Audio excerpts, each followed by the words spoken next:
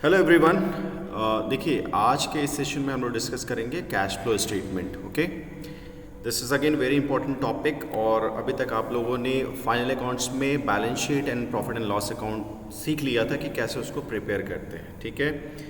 और बाकी सारी पीछे की interest starting from journal, then your ledger, then trial balances, कैसे हम ट्रायल बैलेंस में जो लेजर बैलेंसेस होते हैं उनकी मदद से trading and profit and loss account prepare करते हैं एंड बैलेंस शीट प्रिपेयर करते हैं। वो सारी चीज़ें आपने सीख ली थी।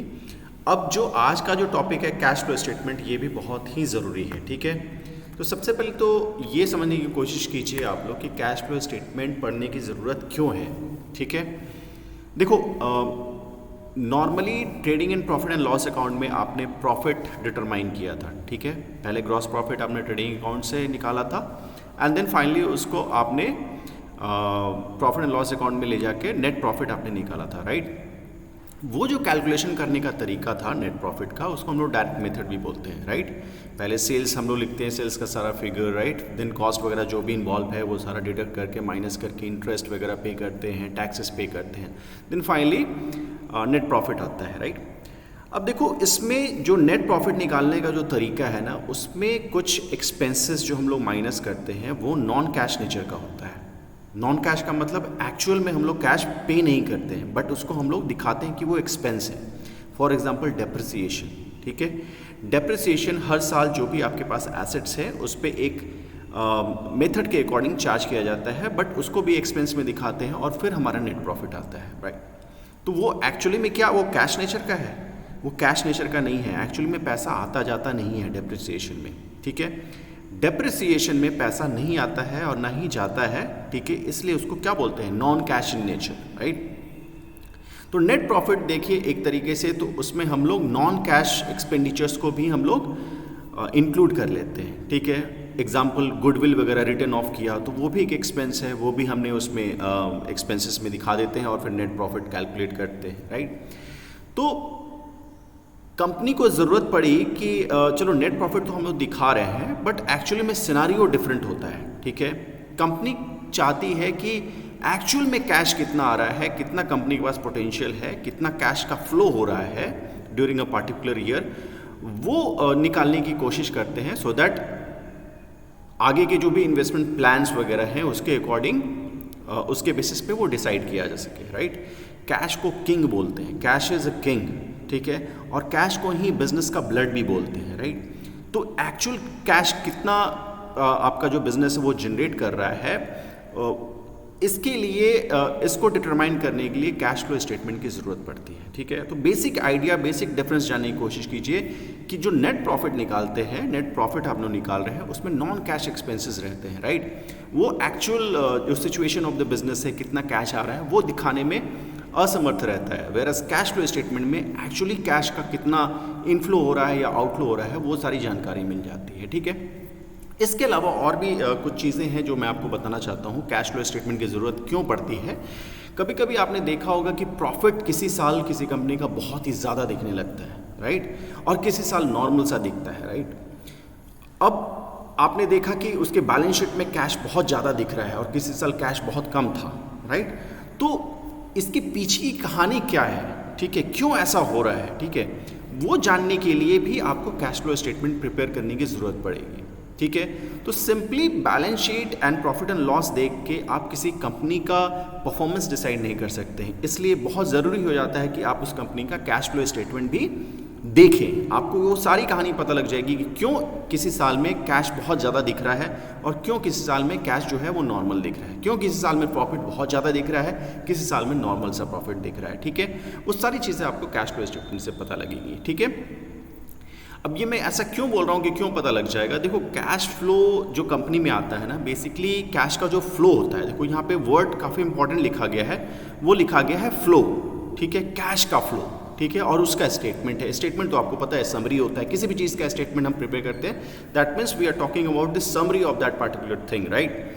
Now once we talk about the flow, that means it can either be inflow or it can be outflow, right. Means something which is coming that will be considered inflow and something which is going out that will be considered outflow. It's very normal, very common sense है ये, ठीक है। Inflow मतलब जो आ रहा है और outflow मतलब जा रहा है। इसके आगे लगा हुआ है कैश, ठीक है, यानी एक ऐसा स्टेटमेंट प्रिपेयर करेंगे जिसमें हम लोग क्या रिकॉर्ड करेंगे, जो कैश आ रहा है कंपनी में और जो कैश जा रहा है, ठीक है, उसकी समरी हम लोग लिख देंगे और वो हमारा क्या हो जाएगा, हमारा कैश फ्लो स्टेटमेंट हो जाएगा, राइट।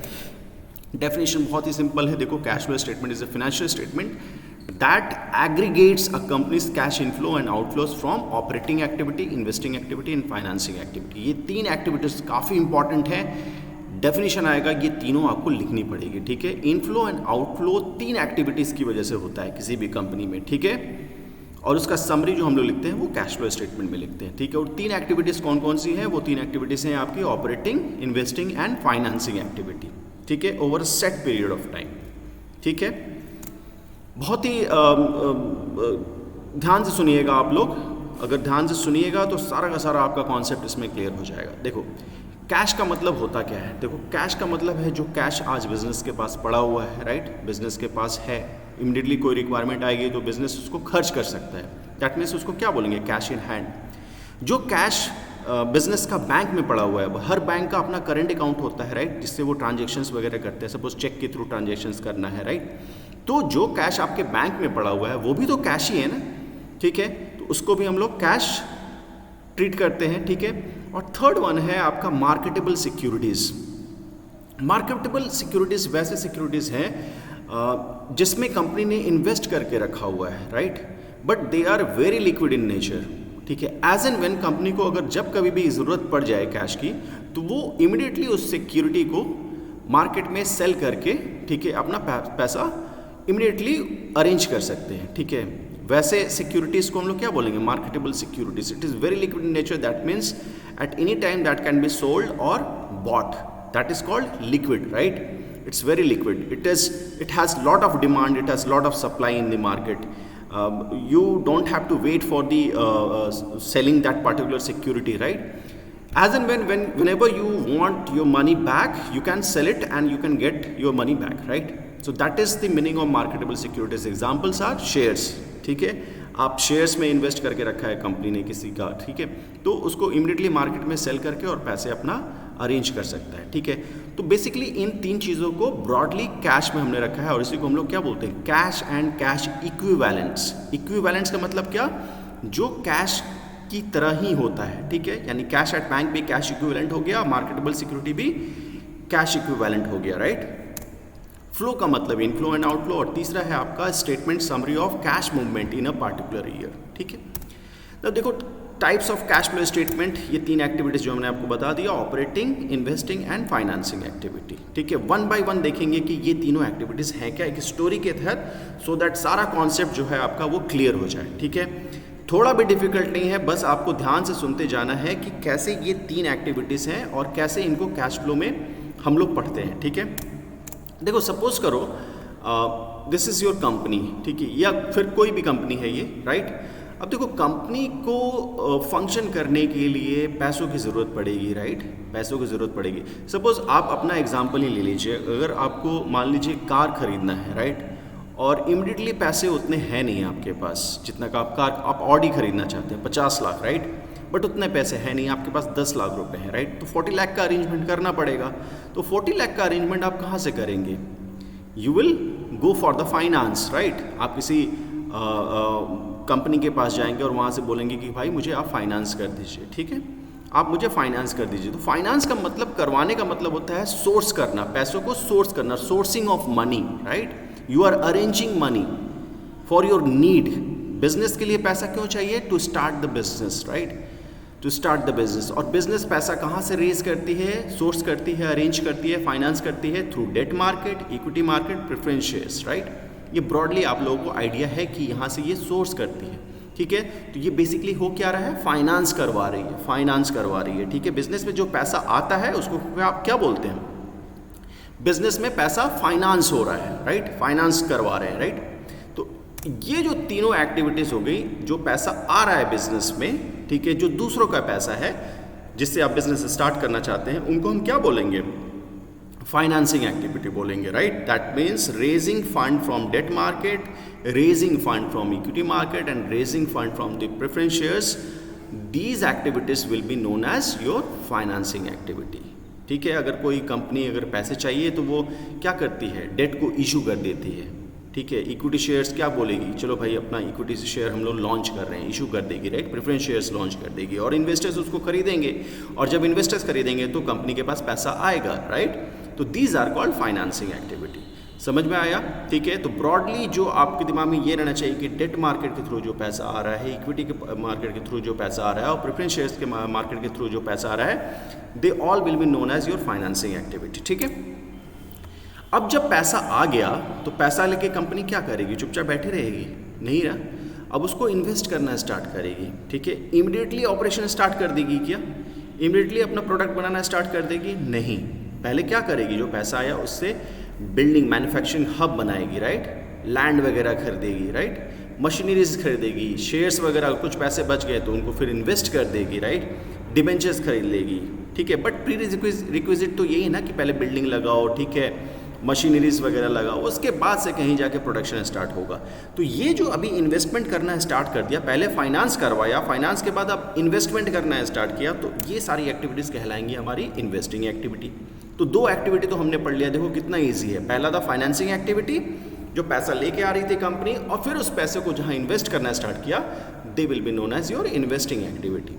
बहुत ही इंपॉर्टेंट है पहले आपको एक्टिविटीज़ को आइडेंटिफाई करना, ठीक है। आई होप अभी ये दो एक्टिविटीज़ आप आइडेंटिफाई कर पा रहे होंगे। पहला तो जहाँ से पैसा आ रहा है, they all will be known as your financing activities because they are related to the finance, right. Finance करवा रही है कंपनी, फाइनेंस जब करवा लिया तो उसको इन्वेस्ट कर रही है कंपनी, राइट।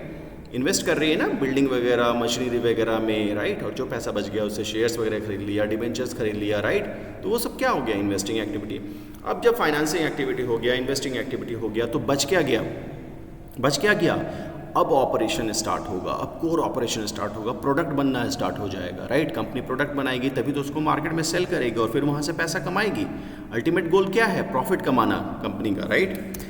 तो अब बाकी जितने एक्टिविटीज़ बचे, जैसे सेल्स हो गया, कॉस्ट वगैरह लग रहा है, परचेज कर रही है रॉ मटेरियल, सैलरीज वगैरह पे कर रही है अपने एम्प्लॉयज़ को, एडवर्टाइज कर रही है, इंश्योरेंस करवा रही है कंपनी में फायर वगैरह से सुरक्षा के लिए, राइट। और जो भी अदर एक्सपेंसेस हैं, ये सारे के सारे आपके ऑपरेटिंग एक्टिविटीज़ हो जाएंगी। क्लियर है। तो ब्रॉडली मैंने आपको बता दिया कि फाइनेंसिंग एक्टिविटी क्या होता है, इन्वेस्टिंग एक्टिविटी क्या होता है और ऑपरेटिंग एक्टिविटी क्या होता है। सारी की सारी एक्टिविटीज़ हैं इसमें। पैसा लेके आना भी एक एक्टिविटी है, फिर पैसे को इन्वेस्ट करना भी एक एक्टिविटी है, और फिर पैसे को जो आपने इन्वेस्ट कर दिया उससे ऑपरेशन प्रोडक्ट बनाना भी एक एक्टिविटी है। बट उनका नाम अलग अलग कर दिया गया, financing activity, investing activity and operating activity. इतना क्लियर हो गया तो एक बार अब हम लोग कैश फ्लो स्टेटमेंट का फॉर्मेट देखते हैं, ठीक है। देखो कैश फ्लो स्टेटमेंट में आपको पता है कि आप इनफ्लो एंड आउटफ्लो, कितना पैसा आया है या फिर कितना पैसा गया है कंपनी से, उसके बारे में जानकारी प्राप्त करते हैं, ठीक है। अब ये जानकारी कैसे आप प्राप्त करेंगे, जब तक आपको 2 साल का डेटा नहीं मिलेगा आप फ्लो को नहीं निकाल पाएंगे, ठीक है। 2 साल का डेटा मिलेगा, फॉर एग्जाम्पल पिछले साल का डेटा और इस साल का डेटा, तभी तो आप पता कर पाएंगे ना कि कितना आया है और या कितना गया है, राइट। जब फ्लो निकालना है दैट मीन्स एक स्टार्ट पॉइंट होगा और एक एंड पॉइंट होगा, यानी कहीं से शुरुआत हुई होगी और कहीं पे उसका एंड हुआ होगा, राइट, ठीक है। तो एक साल का आपको डेटा दे दिया जाएगा, फिर अगले साल का डेटा दिया जाएगा और दोनों को आप कंपेयर करेंगे, तभी आप फ्लो निकाल सकते हैं कि पैसा आया है या पैसा गया है, राइट। एक साल का डेटा दे देंगे तो आप नॉर्मली आप उसको आइडेंटिफाई नहीं कर पाएंगे। फॉर एग्जाम्पल अगर मैं आपसे बोलूँ कि पिछले साल मेरे पास आपकी कंपनी का एग्जांपल ले लेता हूँ कि पिछले साल आपकी कंपनी ने जो इन्वेस्टमेंट किया था बिल्डिंग में वो था 1 लाख का इन्वेस्टमेंट किया था, और इस साल आपकी बिल्डिंग में कितने का इन्वेस्टमेंट हुआ है, 2 लाख का इन्वेस्टमेंट हुआ है, ठीक है। तो इन दोनों का डिफरेंस आपको पता चल रहा है कि 1 लाख है, राइट। तो 1 लाख क्या है, जब बिल्डिंग में इन्वेस्टमेंट हुआ होगा कोई पैसा गया होगा, पैसा बिजनेस ने लगाया, राइट, यानी बिल्डिंग बढ़ाया है अपना, ठीक है। तो पैसा गया है दैट मीन्स 1 लाख का आउटफ्लो हुआ है, समझ में आ रहा है आपको। और बिल्डिंग में पैसा लगाना कौन सी एक्टिविटी है, this is your investing activity. तो बस ध्यान में आपको ये रखना है कि 2 साल का डेटा मिलेगा, उसको कंपैरिजन हमें करना है, उसको कंपेयर करना है। समझ में सारी चीज़ें आ रही हैं, ठीक है। आगे देखते हैं, this is the format. 3 columns बनेंगे, पार्टिकुलर्स, देन 2 कॉलम्स बनेंगे अमाउंट के, रुपीज़ में आपको लिखना है, ठीक है। अब ये क्यों बन रहे हैं 2 कॉलम वो मैं आपको बताऊंगा, ठीक है। तीन एक्टिविटीज़ आपको पता है broadly, operating activity, investing activity and financing activity, वो आपको तीनों लिख देना है इसमें, ठीक है। सबसे पहले ऑपरेटिंग एक्टिविटी लिखेंगे, उसके नीचे आप इन्वेस्टिंग एक्टिविटी लिखेंगे और फिर लास्ट में आप फाइनेंसिंग एक्टिविटी लिखेंगे। ऊपर नीचे आपको फॉर्मेट नहीं करना है, ठीक है। स्टैंडर्ड फॉर्मेट होता है, ये आपको करना है। समझाने के लिए मैंने आपको पहले फाइनेंसिंग बताया था, इन्वेस्टिंग बताया था और फिर ऑपरेटिंग बताया था, बिकॉज सीक्वेंस वही है, लॉजिकल, ठीक है। बट चूंकि कंपनी का मेन काम प्रोडक्शन होता है, ठीक है, इसलिए सबसे पहले ऑपरेटिंग एक्टिविटी लिखी जाती है, देन इन्वेस्टिंग लिखी जाती है और देन लास्ट में फाइनेंसिंग लिखी जाती है, ठीक है। ये तीन एक्टिविटी आप इसमें मेंशन करेंगे। पहले आप आइडेंटिफाई करेंगे कि कौन सी एक्टिविटी से पैसा आ रहा है या जा रहा है, एंड देन उसको वन बाय वन आप उसको नोट करते जाएंगे, ठीक है। इसके अलावा सबसे बड़ी चीज़, सबसे इम्पॉर्टेंट चीज़ जो आपको ध्यान में रखना है वो है closing balance of cash and cash equivalent, ठीक है। Opening balance of cash and cash equivalent. Cash equivalent मैंने आपको एक्सप्लेन कर दिया है। अगर आपको फिर भी डाउट लग रहा है तो पीछे जाके वीडियो को रिवाइंड करके फिर से देखिए कि मैंने आपको क्या एक्सप्लेन किया था कैश इक्विवेलेंट में। आपको cash in hand, cash at bank and marketable securities, they all are known as your cash equivalents, right. ये opening balance and then your net increase and decrease in cash and cash equivalent, ठीक है। अब इसको समझ लेते हैं कि ये तीन चीज़ है क्या, ठीक है। इन तीन चीज़ों को समझने के लिए let me show you this example,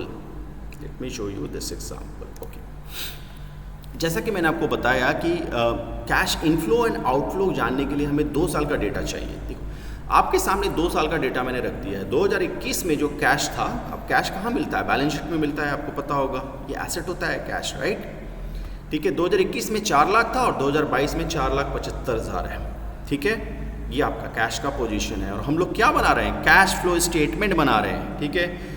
तो क्या ये आपका ओपनिंग बैलेंस नहीं हो जाएगा? ये 2021 का क्लोजिंग था ना।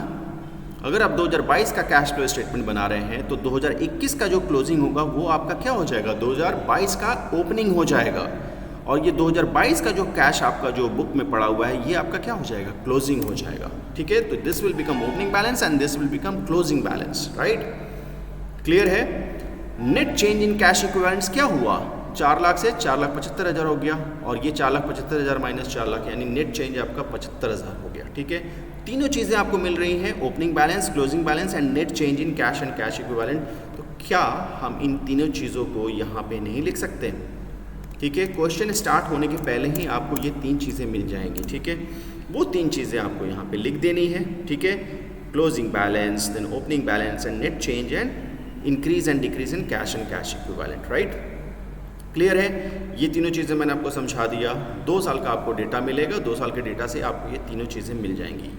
This will be your closing balance and this will be your opening balance and net increase and decrease आपको पता है कैसे निकालना है, वो यहाँ पे आपको लिखना है, ठीक है। 1 बाय 1 अब देखते हैं कि issue of shares and debentures. जैसा कि मैंने आपको बताया, जब इशू ऑफ शेयर्स करते हैं या फिर डेट मार्केट से हम लोग पैसा रेज करते हैं तो उसके लिए हमें शेयर्स को और डिबेंचर्स को इशू करना पड़ता है। और जब हम पैसा फाइनेंस करवाते हैं तो पैसा बिजनेस में आता है, राइट। और जब पैसा बिजनेस में आएगा तो उसको हम लोग कौन सी एक्टिविटी बोलेंगे? कैश इनफ्लो बोलेंगे और that will be known as your financing activity. तो इनफ्लो होगा तो वो अमाउंट क्या होगा? प्लस होगा। इनफ्लो जो आ रहा है उसको हमें प्लस में लिखना है, जो जाएगा उसको हमें माइनस में लिखना है, ये ध्यान में रखना है आपको, ठीक है। सेकेंड, आप लोन से पैसा लेके आ रहे हैं, बैंक से भी पैसा लेके आ रहे हैं, फाइनेंस करवा रहे हैं बैंक से, राइट, तो वो भी पैसा आएगा, तो that will B plus amount, right. थोड़ा सा स्पीडली चल रहा हूँ, समझने की सारी चीज़ें एक्सप्लेन करूँगा, आप ध्यान से समझते चाहिएगा। कोई डाउट होगा तो कमेंट में ज़रूर बताइएगा, ठीक है। रिडेम्पशन ऑफ प्रेफरेंस शेयर्स, ठीक है। Redemption of preference shares, redemption का मतलब समझ लीजिए। रिडेम्पशन का मतलब होता है कि कोई जो इन्वेस्टर जिसने आपको पैसा दिया है, राइट, फाइनेंस किया था, वो अपना पैसा वापस मांग रहा है। तो जब आप उसको पैसा लौटाते हैं, ठीक है, उस प्रोसेस को हम लोग क्या बोलते हैं? रिडेम्पशन, ठीक है। तो जब आपने प्रेफरेंस शेयर्स के थ्रू पैसा रेज किया था तो वो तो पॉजिटिव अमाउंट था, बट जब रिडीम करेंगे, वो वापस करेंगे, तो दैट विल बी आउटफ्लो, ठीक है। तो रिडेम्पशन वर्ड जहाँ भी दिखे that means that is a outflow. और चूंकि पैसा लेन देन का है, फाइनेंसिंग एक्टिविटी से रिलेटेड है, तो ये भी फाइनेंसिंग एक्टिविटी के अंदर में आएगा, ठीक है। तो ये नेगेटिव हो जाएगा, ठीक है। लोन पेड, आपने लोन वापस कर दिया तो अगेन नेगेटिव, आउटफ्लो, राइट। देख रहे हैं, बहुत ही आसान है, जो आ रहा है उसको प्लस, जो जा रहा है उसको माइनस कर देना है आपको, राइट। इंटरेस्ट पेड, आपने इंटरेस्ट पे किया। इंटरेस्ट किसको पे करते हैं? इंटरेस्ट किसको पे करते हैं? इंटरेस्ट जो डिबेंचर होल्डर्स हैं, जो आपके इन्वेस्टर्स हैं, जिन्होंने आपको पैसा दिया है, तो आप उसको इंटरेस्ट पे करेंगे ना हर साल, राइट? तो इंटरेस्ट पेड भी क्या होगा? फाइनेंसिंग एक्टिविटी ही होगा, बिकॉज आपने उनसे पैसा लिया है बिजनेस में। तो जब इंटरेस्ट पे करेंगे तो that will B outflow, right? Dividend paid, again dividend किस पे करते हैं? शेयर्स पे करते हैं। जो आपने आपके इन्वेस्टर्स जिन्होंने आपके शेयर्स खरीदे हैं, तो उनको हर साल आपको डिविडेंड पे करना पड़ेगा, और जब डिविडेंड कंपनी पे करेगी तो पैसा कंपनी से जाएगा, it will be outflow, right? Broadly ये सारे कैटेगरीज आप फाइनेंसिंग एक्टिविटी में लिखेंगे। जो भी पैसा आ रहा है, सोर्स कर रहे हैं, वो सारे के सारे एक्टिविटीज़ फाइनेंसिंग एक्टिविटीज़ में आएगी, ठीक है? अब थोड़ा इन्वेस्टिंग एक्टिविटी देख लेते हैं। आपको सब पहले से ही पता है, मैंने सारा चीज़ आपको पहले ही बता दिया है। जैसे बिल्डिंग बताया था, मशीनरी बताया था, राइट? तो परचेज ऑफ फिक्स्ड एसेट्स, ये क्या है? बिल्डिंग हो गया, मशीनरी हो गई, सारे के सारे फिक्स्ड एसेट्स में आते हैं। इन्वेस्टमेंट्स वगैरह हो गया। जब आप खरीदते हैं, तो जब आप उसको खरीदेंगे तो क्या करेंगे? पैसा जाएगा, ठीक है? तो आउटफ्लो होगा, तो ये नेगेटिव अमाउंट हो जाएगा। सेल ऑफ फिक्स्ड एसेट, जो खरीदा था उसने उसको बेच दिया, जो बेचेंगे तो पैसा आपकी कंपनी में आएगा, तो वो क्या हो जाएगा? प्लस अमाउंट हो जाएगा, ठीक है? इन्वेस्टिंग आपको पहले समझना है कि ये फिक्स्ड एसेट जो भी खरीदा बेचा जा रहा है, जो फाइनेंस से पैसा आया था उसी की मदद से किया जा रहा है, तो इसलिए ये सारे के सारे इन्वेस्टिंग एक्टिविटी में आएंगे, ठीक है?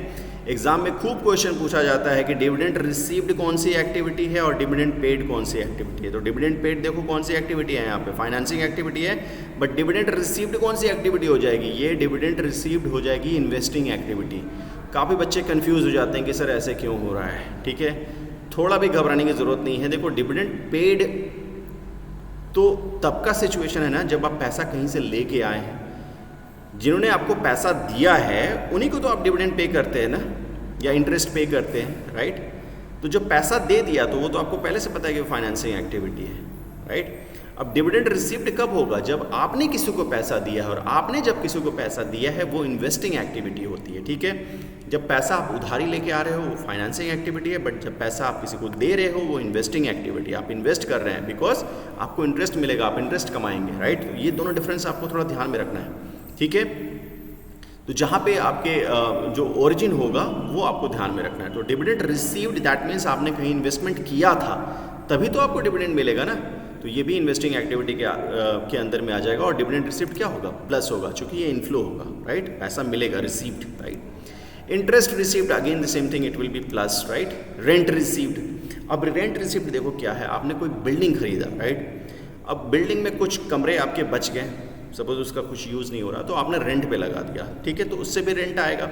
और बिल्डिंग जो खरीदा था वो तो इन्वेस्टिंग एक्टिविटी थी, और जब इन्वेस्टिंग एक्टिविटी कर दिया तो उसको रेंट पे हम लोग लेट आउट कर रहे हैं, तो वहाँ से पैसे आएंगे, तो again this will B plus amount, right? Now this is very important operating activity में, ठीक है? ऑपरेटिंग एक्टिविटी में थोड़ा सा आपको इसको फॉर्मेट याद रखना है। This format which I am going to explain is known as your indirect method of calculating cash flow from operating activity, ठीक है? Cash flow from operating activity, indirect method, ठीक है? डायरेक्ट मेथड में explain करूंगा और indirect method क्या होता है वो भी एक्सप्लेन करूंगा, बट टाइम के लिए आप समझ लीजिए कि this is the format. Net profit, जो भी प्रॉफिट होता है आप उसको पहले लिखेंगे, बिकॉज प्रॉफिट का मतलब क्या है? Plus, right? पैसा आया, उसमें से हम एडजस्टमेंट करते हैं नॉन कैश एक्सपेंडिचर्स। देखो ये वही चीज़ आ गया जो मैंने स्टार्ट किया था आपका कैश फ्लो स्टेटमेंट में, ये सबसे इंपॉर्टेंट चीज़ है। कैश फ्लो का मतलब क्या होता है कि एक्चुअल कैश कितना आ रहा है और कितना जा रहा है, ठीक है? कुछ नॉन कैश एक्सपेंसेस होते हैं जो कि हम लोग अपने फाइनल अकाउंट्स में जैसे balance sheet and cash flow statement में दिखा देते हैं, ठीक है? बिकॉज वो रूल है, वो दिखाना है, राइट? जैसे डेप्रिसिएशन हो गया, गुडविल वगैरह हो गया, जनरल रिजर्व का ट्रीटमेंट कर देते हैं, राइट? वो सारे के सारे क्या होते हैं? वो नॉन कैश एक्सपेंडिचर्स होते हैं, उसमें कैश ना ही आता है ना ही जाता है, राइट? वो अक्रूवल बेसिस पे होता है, राइट? बट कैश बेसिस पे हम लोग कैश फ्लो स्टेटमेंट प्रिपेयर करते हैं, उसमें एक्चुअली कैश कितना आ रहा है कितना जा रहा है वो उसका हिसाब किताब करते हैं, राइट? तो इसका एडजस्टमेंट हमें करना पड़ेगा, ठीक है? तो एडजस्टमेंट कैसे करेंगे? अब देखो, नेट प्रॉफिट जो निकला था हमारा, जो भी हम लोग निकालते हैं, उसमें से डेप्रिसिएशन एक्सपेंस था, राइट? उसको माइनस कर दिया था हमने, तब जाके नेट प्रॉफिट आया था।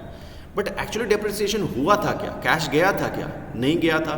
तो वो जो डेप्रिसिएशन जो हमने घटा दिया था नेट प्रॉफिट में से, अब उसी में एडजस्टमेंट करेंगे, तो उसको हमें क्या करना पड़ेगा? हमें ऐड बैक करना पड़ेगा, राइट? तो हम उसको ऐड करेंगे यहाँ पे डेप्रिसिएशन। वो सारी चीज़ें हम लोग देखेंगे जब इसका एग्जाम्पल विस्तृत रूप में करेंगे, ठीक है? गुडविल भी रिटर्न ऑफ करते हैं तो वो एक्चुअली कैश जाता नहीं है, तो उसको भी ऐड बैक करना पड़ेगा, राइट? वो सारी चीज़ें एडजस्टमेंट करेंगे। उसके बाद हम लोग ऑपरेटिंग प्रॉफिट बिफोर यहाँ पे जो नेट प्रॉफिट आया फिर एडजस्टमेंट करके जो हम लोग प्लस करके जितना अमाउंट आएगा उसको हम लोग क्या बोलेंगे, operating profit before working capital changes.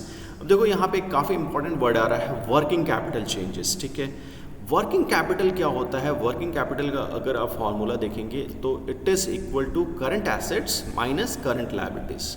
ठीक है, working capital is that capital which is needed to meet day to day operation, which is needed for an organization to meet day to day operation. ठीक है, day to day operation को manage करने के लिए working capital की requirement होती है। ठीक है, और वर्किंग कैपिटल का फॉर्मूला आपका होता है current assets minus current liability. Right, ऐसा कभी नहीं होना चाहिए कि आपका करंट एसेट जो है वो कम हो जाए और करंट लायबिलिटी ज़्यादा हो जाए, तो वहाँ पे आपका जो बिज़नेस का जो मॉड्यूल है वो फेल कर जाएगा। राइट, जब आपके पास कैश ही नहीं बचेगा, जब आपके पास करंट एसेट्स ही इतने सफिशिएंट नहीं हैं जो कि करंट लायबिलिटीज़ को मीट कर पाएँ। लायबिलिटीज़ का मतलब क्या होता है? ऑब्लिगेशंस। राइट, तो आपके पास एसेट्स जब तक ज़्यादा नहीं है लायबिलिटी से, तब there is a problem in the organization. Right, तो working capital is very important concept. इसको इन डिटेल में अब ये समझेंगे कि हम लोग होता क्या है। राइट, बट आप लोग ये समझ के रखिए कि डे टू डे ऑपरेशंस को मीट करने के लिए हमें वर्किंग कैपिटल की रिक्वायरमेंट होती है। ठीक है, और आप लोग ऑपरेटिंग एक्टिविटी ही पढ़ रहे हैं। ठीक है, तो this will become part of the operating activity, day to day operation, और इसका फॉर्मूला होता है current assets minus current liability. ठीक है, इसका एडजस्टमेंट हम लोग देखेंगे। ठीक है, अब थोड़ा सा इन डिटेल समझ लेते हैं। ये तो आपको मैंने बता दिया था। Right, this was okay. Cash flow from operating activity, direct and indirect method. ठीक है, इसको मैंने सेपरेट में स्लाइड्स में इसलिए रखा है सो दैट आपको डिटेल में समझ में आए। ठीक है, फाइनेंसिंग एक्टिविटी और इन्वेस्टिंग एक्टिविटी तो काफ़ी सिंपल है, वो आपको समझ में आ गया होगा। थोड़ा सा ऑपरेटिंग एक्टिविटी जो फॉर्मेट है इनडायरेक्ट मेथड का, उसको समझने के लिए पहले हमें डायरेक्ट मेथड को समझना पड़ेगा। अब डायरेक्ट मेथड समझो होता क्या है। देखो, बिजनेस है, बिजनेस में पैसा आया। राइट, पैसा आया, प्रोजेक्ट हुआ, अब बिजनेस ने सेल्स करना स्टार्ट किया। जो trading and profit and loss account में हम लोग जो प्रॉफिट निकालते थे वही वाला प्रोसेस हम लोग फॉलो कर रहे हैं। ठीक है, पहले क्या होता है? सेल्स होता है, तो कुछ हमने जो रेवेन्यू कमाया, राइट, उसमें से आपके वेरिएबल चार्जेस हैं वो आप घटा लीजिए, फिक्स्ड कॉस्ट है आपके, variable cost and fixed cost घटा लीजिए, तो क्या आता है आपका EBIT, earning before interest and tax.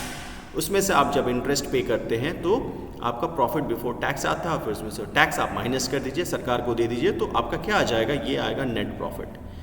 एक चीज़ देखिए, यहाँ पे आप लोग उसमें डेप्रिसिएशन एक्सपेंस भी माइनस करते थे। ठीक है, बट यहाँ पे मैंने डेप्रिसिएशन एक्सपेंस जो कि नॉन कैश नेचर का होता है वो मैंने माइनस नहीं किया है। क्यों नहीं माइनस किया है? क्योंकि हम क्या निकाल रहे हैं? Cash flow from operating activity, very important, cash निकाल रहे हैं हम लोग। ठीक है, तो नॉन कैश तो हम लोग इंक्लूड एकदम नहीं करेंगे। डेप्रिसिएशन क्या था? नॉन कैश था। रिटर्न गुडविल रिटर्न ऑफ क्या था? नॉन कैश इन नेचर था। तो वो सारे एक्सपेंसेस जो कि नॉन कैश नेचर के होते हैं वो डायरेक्ट मेथड में भी हम लोग इंक्लूड नहीं करेंगे। जो भी चार्जेस लगे हैं, एक्चुअली में लगे हैं, सिर्फ उन्हीं को माइनस करना है रेवेन्यू में से, तब जाके आपको प्रॉफिट निकलेगा। तो एक तो ये मेथड होता है आपका cash flow from operating activity निकालने का। राइट, अब देखो दूसरा मेथड जो कि हम लोग अपने उस फॉर्मेट में, पीछे वाले फॉर्मेट में यूज़ कर रहे हैं, वो क्या है कि सीधे ये डेटा उठाइए आप लोग प्रॉफिट एंड लॉस स्टेटमेंट से कंपनी का। ठीक है, नेट प्रॉफिट जो उस साल का हुआ है उसमें से आप लोग क्या, उसमें वो जो नेट प्रॉफिट होता है प्रॉफिट एंड लॉस अकाउंट में, उसमें तो वो डेटा होता है वो डेप्रिसिएशन घटाने के बाद आया हुआ होता है। राइट, वो डेटा होता है वो डेप्रिसिएशन घटाने के बाद वाला डेटा होता है। राइट, तो डेप्रिसिएशन घटा दिया गया होता है, जितने भी नॉन कैश एक्सपेंसेस होते हैं वो सारे के सारे उसमें घटे हुए होते हैं। राइट, तब जाके नेट प्रॉफिट आता है। तो हमें क्या करना है? हमें cash flow from operating activity, cash निकालना है, एक्चुअल कैश निकालना है। तो उन दोनों जो नॉन कैश नेचर के जो एक्सपेंसेस हैं उन दोनों को ऐड बैक करना पड़ेगा। राइट, तो हम उन दोनों को क्या कर देंगे? ऐड कर देंगे, तब हमारा क्या निकल जाएगा? Actual cash from operating activity. Right, उसके बाद से हम adjustment for change in working capital करते हैं। इसके बारे में डिटेल में समझते हैं कि ये क्या होता है। ठीक है, चलो देखो वर्किंग कैपिटल समझो क्या होता है। ठीक है, ये 2021 का डेटा है और ये 2022 का डेटा है। सपोज वर्किंग कैपिटल 2021 में 4 लाख था और 2022 में ये 4,75,000 है। दैट मीन्स यहाँ पे क्लियरली आपको दिख रहा है कि वर्किंग कैपिटल बड़ा है। कितने से? 75,000 से। दैट मीन्स वर्किंग कैपिटल 75,000 से बड़ा है। दैट मीन्स क्या कि कंपनी को अपने ऑपरेशंस को, डे टू डे ऑपरेशंस को मीट करने के लिए ज़्यादा कैपिटल की रिक्वायरमेंट पड़ रही है। दैट मीन्स ज़्यादा कैपिटल की रिक्वायरमेंट पड़ रही है। दैट मीन्स क्या हुआ कि कि पहले जो कैपिटल की नीड थी उससे अब ज़्यादा पड़ रही है। 2021 में सिर्फ 4 lakh day to day operation को मीट करने में लगता था, अब उसकी जगह पे 2022 में 4,75,000 लग रहा है। दैट मीन्स एक मतलब ये भी हो सकता है कि अब कंपनी एक्सपैंड कर रही है, राइट। तो डे टू डे ऑपरेशन को मीट करने के लिए अब ज़्यादा पैसों की रिक्वायरमेंट पड़ रही है, ठीक है। तो यहाँ पे क्या हुआ, पहले कम था अब ज़्यादा हो गया। दैट मीन्स कैश की रिक्वायरमेंट बढ़ गई है, यानी वर्किंग कैपिटल में पैसा आपका चला गया, ठीक है। कितना एडिशनल पैसा गया, 75,000 गया, मैं बोल रहा हूँ लग गया, उसमें लग गया, ठीक है। तो जो लग जाता है उसको हम लोग क्या बोलते हैं, आउटफ्लो, ठीक है, आउटफ्लो बोल देते हैं, यानी पैसा हमारा चला गया, राइट, पैसा हमारा चला गया। वर्किंग कैपिटल का डेफिनेशन ये होता है current assets minus current liability. देखो, if change in working capital is positive, जो कि यहाँ पे पॉजिटिव है, दैट मीन्स कैश आउटफ्लो, बोल रहा था ना अभी, चला गया, right. Then this will be deducted from the maths formula, अभी देखेंगे हम लोग इसको, हम लोग कैसे डिडक्ट करते हैं, ठीक है। If change in working capital is negative, suppose ये 4 लाख 2021 में था और यहाँ पे 3 लाख हो जाए, यानी अब वर्किंग कैपिटल की रिक्वायरमेंट क्या हो गई, 2022 में घट गई, ठीक है। तो अब जो कैश जो हमारा बच रहा है, जो कि वर्किंग कैपिटल में अब जो 1 लाख हमारा नहीं लग रहा है, उसका हम यूज़ कहीं और कर सकते हैं। दैट मीन्स हमारे पास अब एडिशनल कैश है, राइट। तो it will be considered cash inflow, ठीक है, वही चीज़ यहाँ पे लिखी हुई है, दैट मीन्स कैश इनफ्लो, ठीक है। ये हम लोग ऐड करेंगे। अब एक एग्जाम्पल के तौर पर समझते हैं। देखो, करंट एसेट का एक एग्जाम्पल लिया है मैंने, इन्वेंट्री, ठीक है। इन्वेंट्री का सिचुएशन ये था, 2021 में था ये आपका 1 लाख और 2022 में था 1,20,000, राइट। तो यहाँ पे देखो 2021 से 2022 में आपकी इन्वेंट्री बढ़ी है, कितनी, 20,000 से इन्वेंट्री आपने बढ़ाई है, राइट। यानी आपने पैसा लगाया होगा तभी तो इन्वेंट्री बढ़ी है, जो पैसा लगा हुआ तो वो क्या होगा, कैश आउटफ्लो, राइट।